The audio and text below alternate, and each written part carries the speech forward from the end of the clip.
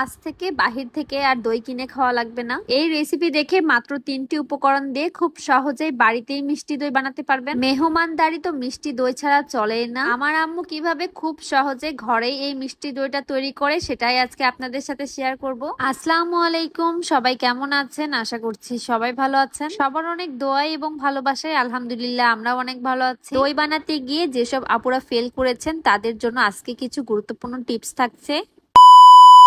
চলে গিয়েছিলাম ছাদে, এখন একদম পড়ন্ত বিকেল। দূর থেকে দেখা যাচ্ছে সূর্যি মামা বাড়ি যাওয়ার জন্য একদম রেডি। একটু পরেই সূর্যটা ডুবে যাবে। বিকেল বেলায় এই সময় ছাদে ঘোরাঘুরি করতে খুবই ভালো লাগে।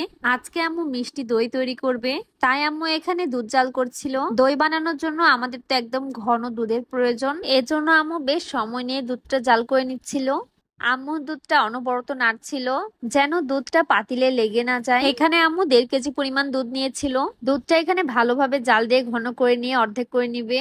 দুধটা একটু ঘন হয়ে গিয়েছে, এবারে আম্মু দিয়ে দিবে গুঁড়া দুধ। এখানে গুঁড়া দুধটা দেওয়ার কারণে জাল করা দুধটা অনেক ঘন হয়ে যাবে এবং দইটা খেতেও অনেক মজা হবে। আম্মু এখানে গুঁড়া দুধের 2টা ছোট মিনি প্যাক দিয়ে দিল। গুঁড়া দুধটা ডাইরেক্ট পাতিলের মধ্যে দিলে এটা দলা পেকে যেতে পারে, তাই আম্মু এখানে এই চামচের মধ্যে গুলিয়ে নিচ্ছে।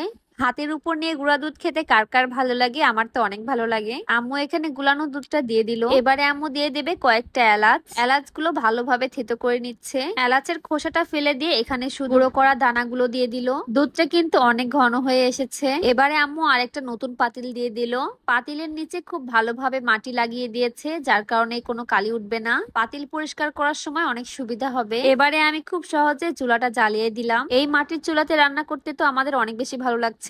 এবারে আম্মু ক্যারামেল তৈরি করে নিবে, তাই প্রথমে একটু সামান্য পানি দিয়ে এরপর দিয়ে দিল চিনি। ক্যারামেল তৈরি করা যতটাই সহজ ততটাই কিন্তু কঠিন। সবাই কিন্তু পারফেক্ট ভাবে ক্যারামেল তৈরি করতে পারে না, এজন্য খুবই সাবধানে ক্যারামেলটা তৈরি করতে হবে। এদিকে তো দেখতে দেখতে সন্ধ্যাও নেমে এসেছে। একটু জাল করার পরে দেখেন কালারটা কি সুন্দর আসতে শুরু করেছে। আমার আম্মু অনেক সুন্দর করে ক্যারামেল তৈরি করে। ক্যারামেল তৈরি করার লাস্ট সময় একটু সাবধানতা অবলম্বন করতে হয়, কারণ একটুর জন্যই খুব তাড়াতাড়ি ক্যারামেলটা পুড়ে যায়। আর দেখতে পাচ্ছেন কালারটা কিন্তু পুরোপুরি আসেনি, একটু সময় লাগবে।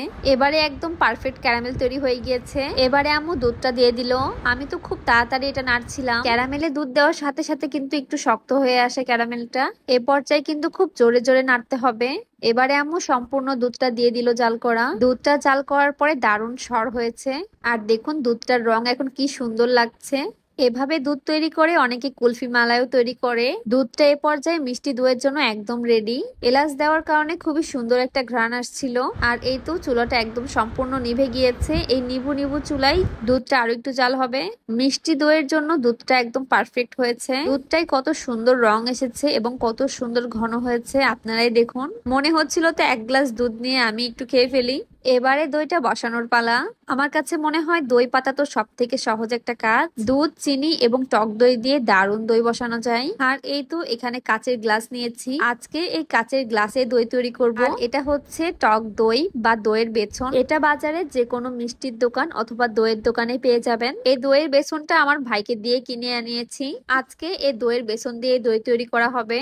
যারা আমার ভিডিওটা এতক্ষণ দেখছেন তাদেরকে অসংখ্য ধন্যবাদ। ভিডিওটা আপনাদের কাছে ভালো লেগে থাকলে অবশ্যই একটা লাইক করে দিবেন। এই ভিডিও নিয়ে কোনো মন্তব্য জানানোর থাকলে অবশ্যই একটা সুন্দর করে কমেন্ট করে দিবেন।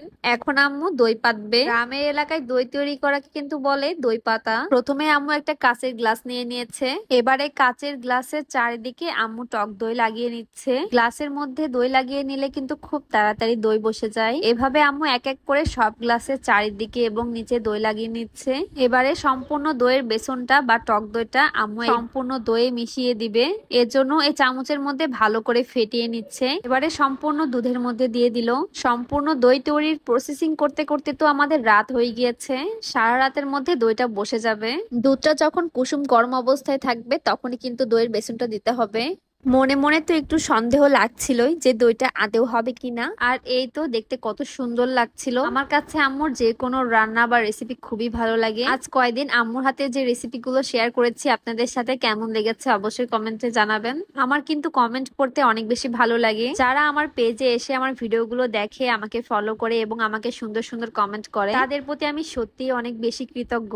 আর এই তো এই 3টা গ্লাসে আপাতত দই বসানো হয়েছে। দই তৈরি করার জন্য গরম জায়গার প্রয়োজন। প্রয়োজন। আমরা জানি যে দইটা একটু উষ্ণতা পেলে খুব তাড়াতাড়ি জমে যায়। আমি চলে এসেছি আমার আম্মুর রান্নাঘরের একটা কর্নারে। রান্নাঘরের একটা কোনায় গ্লাসগুলোর উপরে এবং নিচে প্লেট দিয়েছি। প্লেট দুটো দিয়ে ভালোভাবে ঢেকে একটা বিছানার চাদর দিয়ে খুব ভালোভাবে ঢেকে দিলাম। এবারে চলে এলাম সারা রাত পরে সকালে। মনে মনে একটু ভয়ে ছিলাম যে দইটা হবে কিনা। তো যাই হোক, এই তো দইটা হয়েছে, কিন্তু আরো একটু সময় লাগবে। এই মিষ্টি দই যাদের হয় না তাদের জন্য একটা টিপস বলবো, আপনারা মিষ্টি দই তৈরি করার ক্ষেত্রে খুব ভালো মানের দইয়ের বেসনটা সিলেক্ট করার চেষ্টা করবেন। দইয়ের বেসন, বীজ বা টক দই যেটাই বলেন না কেন, এটা যদি ভালো না হয় কোনোভাবেই এই মিষ্টি দইটা বসবে না। আজকের ভিডিওটা আপনাদের কাছে কেমন লেগেছে অবশ্যই কমেন্টে জানাবেন। তো আজকে মিষ্টি দই খেতে খেতে আপনাদের সাথে বিদায় নিচ্ছি। এতক্ষণ সাথে থাকার জন্য অনেক ধন্যবাদ। দেখা হয়ে যাবে নেক্সট কোনো ভিডিওতে। সবাই ভালো থাকবেন, সুস্থ থাকবেন। আল্লাহ হাফেজ। আসসালামু আলাইকুম।